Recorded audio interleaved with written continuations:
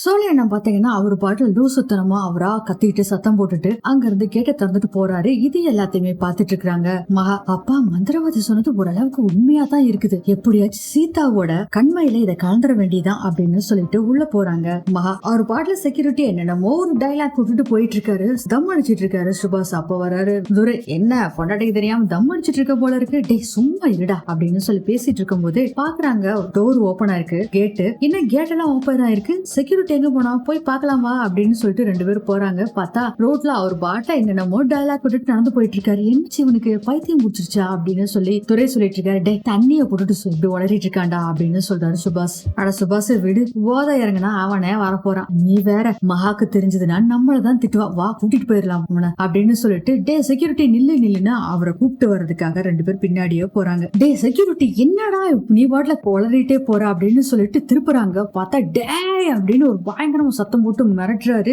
பயந்துக்கிறாங்க இவங்க ரெண்டு பேரும். டே சுபாஷ் இவன் குடிக்கலாம் இல்லடா, பவுடர் தான் அப்படிங்கிறாங்க. டே நீ வேற சும்மா இருடா அப்படின்னு சொல்றாங்க. டே என்னடா நீங்க எங்கிட்ட வந்து பேசுறீங்க, அப்படி உங்க ரத்தத்தை குடிச்சு அது பண்ண போறேன், குடிக்கவா, பல 100 வருஷங்களா நான் சாப்பிடாம இருக்கேன் அப்படி இப்படின்னு பயங்கரமா பேசிக்கிட்டு இருக்கிறாரு செக்யூரிட்டி. இவங்க ரெண்டு பேத்துக்கு பாக்குறதுக்கே பயமா இருக்குது. சரி சரி நீ முதல்ல வாடா அப்படின்னு சொல்லி கூப்பிடுறாரு செக்யூரிட்டிய. சுபாஷ் டாய் அப்படின்னு பயங்கரமா சவுண்ட் குடுக்குறாரு. பார்த்து ரெண்டு பேருமே பயந்து போயிடுறாங்க. துரை சொல்றாரு, என்ன சுபாஷ் இவன் இப்படி நடந்துக்கிறான், எனக்கு பயமா இருக்குடா. காஞ்சனா சாங் வேற செக்யூரிட்டி நான் பாடிக்கிட்டு அவர் பாட்டுல போறாரு. குறுக்கால ஒரு 2 வீலர் வருது, அவரை புடிச்சு தள்ளி விட்டு 2 பேரட்டு மட்டும் அவன் தெரிச்சுக்கிட்டு ஓடி போயிடுறான். இதுல வேற வண்டிய வேற 2 மிதி மிதிச்சுட்டு பாட்டு போடிக்கிட்டே அங்க இருந்து போறாரு. சொல்ல என்ன உடனே அதை பார்த்துட்டு வீட்டுக்குள்ள வர்றாங்க. நான் போய் இதை முதல்ல அண்ணன் கிட்ட சொல்றேன் அப்படின்னு சுபாஷ் சொல்றாரு. டே சுபாஷ் இதை போய் எதுக்கு அண்ணன் கிட்ட போய் சொல்லிட்டு இருக்கிற, ஒண்ணு வேணா காலையில சொல்லிக்கலாம். ஐயோ இல்ல அவன் செக்யூரிட்டி யாராச்சும் கடிச்சு வச்சுட்டான்னு நமக்கு தான் பிரச்சனையாகும், எதுக்கு வம்பு, நம்ம சொல்லிடலாம். அப்பா உனக்கு பிரச்சனை எதுவும் வரக்கூடாதுன்னு சொல்லிதான் சொல்றேன் இல்ல சுபாஷ்,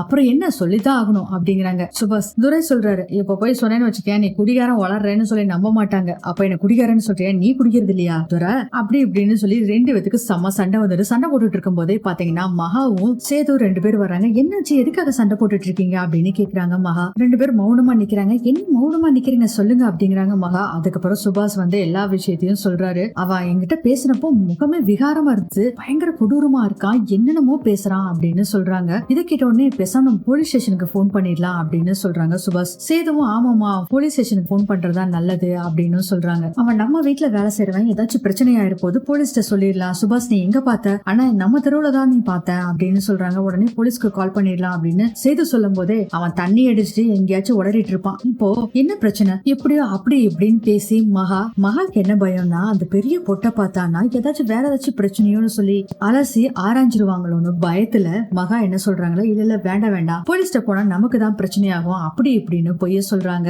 மகா சொல்றத பார்த்துட்டு சரின்னு வேற சொல்லிடுறாங்க சேது. அதுக்கப்புறம் எல்லாருமே அங்க இருந்து போயிடுறாங்க. மையே நல்லா வேலை செய்து போல இருக்கு, இது எப்படியாச்சும் சீதாக்கு வச்சு விடணும்.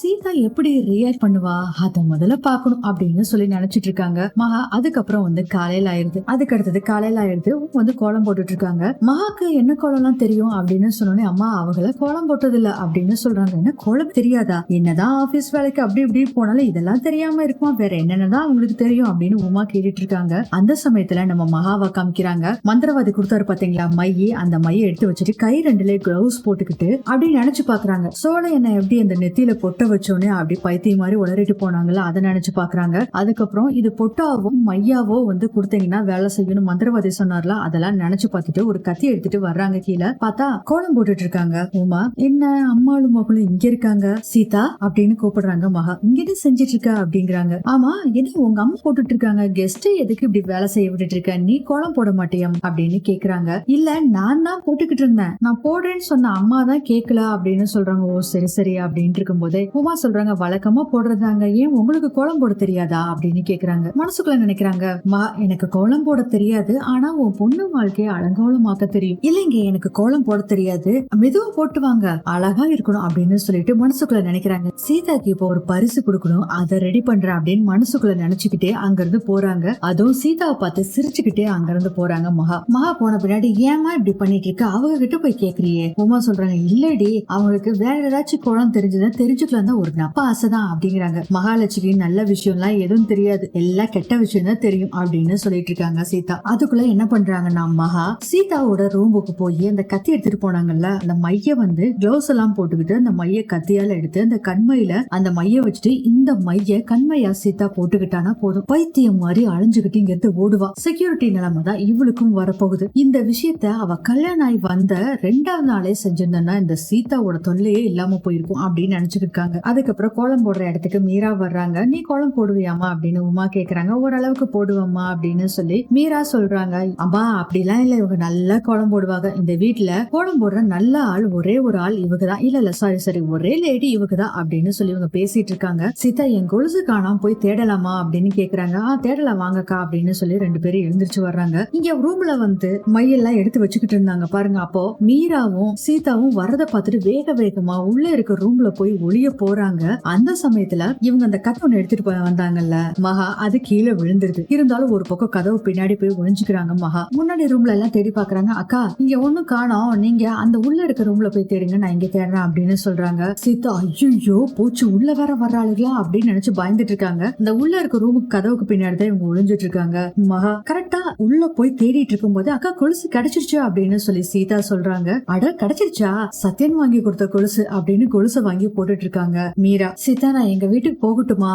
என்னக்கா கொலுசை பார்த்தோன்னே சத்யன் ஞாபகம் வந்துருச்சா?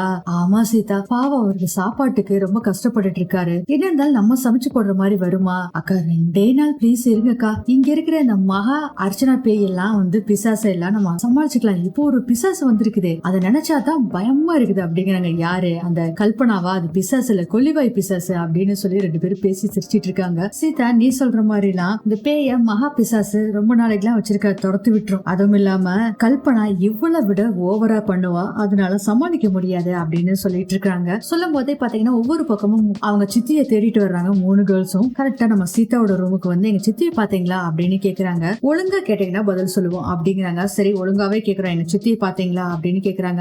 இங்கதான் பார்த்தோம், இந்த ரூமுக்குள்ளதான் இருக்காங்க அப்படின்னு. அய்யோ அப்படின்னு நினைச்சிட்டு இருக்காங்க.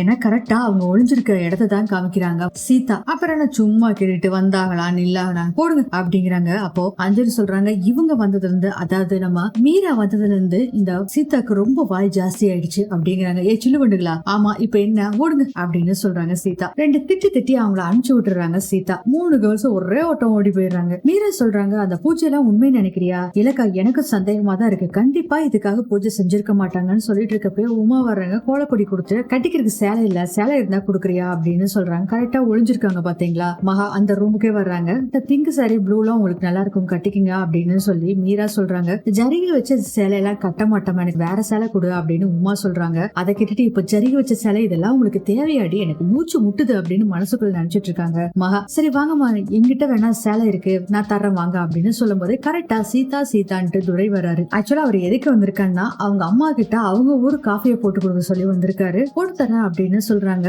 அதுக்குள்ள ஒரு நிமிஷம் ஏதோ சத்தம் கேக்குது உள்ள அப்படின்னு சொல்றாங்க. சீதா மறுபடியும் சத்தம் கேக்குது இல்லக்கா அப்படிங்கிறாங்க. சரிம்மா நீ போய் அவங்களுக்கு காஃபி போட்டு கொடு நான் வரேன் அப்படின்னு சொல்றாங்க. அதெல்லாம் வேண்டாம் முதல்ல வாங்க அப்படின்னு சொல்லிட்டு மீரா சீதா எல்லாத்தையும் கூட்டிட்டு அவங்க அம்மா அங்க இருந்து போயிடுறாங்க. அப்பாடா தப்புச்சண்டா அப்படின்னு மூச்சு வாங்கிட்டு நின்றுட்டு இருக்காங்க. மகா வேக வேகமா ரூமுக்கு வர்றாங்க. அங்க சேது நின்றுட்டு இருக்காரு. எதுக்காக இப்படி மூச்சு வாங்கிட்டு வர, என்னாச்சு? என்ன கையில கிளவுஸ் வேற போட்டிருக்க, கார்டனிங் பண்ணியா, எதுக்கு நீ அதெல்லாம் பண்ற, டஸ்ட் அடிச்சு உனக்கே ஆகாது அப்படிங்கும் போது இன்ஹேலர் கொடுங்க அப்படின்னு ஜாடையில காமிக்கிறாங்க. அப்புறம் இன்ஹேலரை எடுத்து கொண்டு வந்து கொடுக்குறாரு சேது. அப்புறம் இன்ஹேலர் அடிச்சுக்கிட்டு மனசுக்குள்ள நினைச்சிட்டு இருக்காங்க. முதல்ல அந்த சீதாவை கண்மையை போட்டுக்க வைக்கணும், உடனே செய்ய வைக்கணும். வீட்டுல இருந்தா கண்டிப்பா போட்டுக்க மாட்டா, வெளியே போறோம் ரெஸ்டாரண்ட் போறோம்னு சொல்லி போட்டுக்க வைக்கணும். என்ன சொல்லிட்டு இருந்த, நான் பேயா இப்ப பேயா மாறி காட்டுறேன் பாருடி அப்படின்னு நினைச்சிட்டு இருக்காங்க. மகா அடுத்த சீனே பாத்தீங்கன்னா சீதா அந்த மைய கண்ணுல போட்டுக்கிட்டு இருக்காங்க. அதாவது அந்த மந்திரவாதி கொடுத்தா அந்த மைய போட்டுட்டு இருக்காங்க. இதோட இந்த எபிசோட் முடியுது.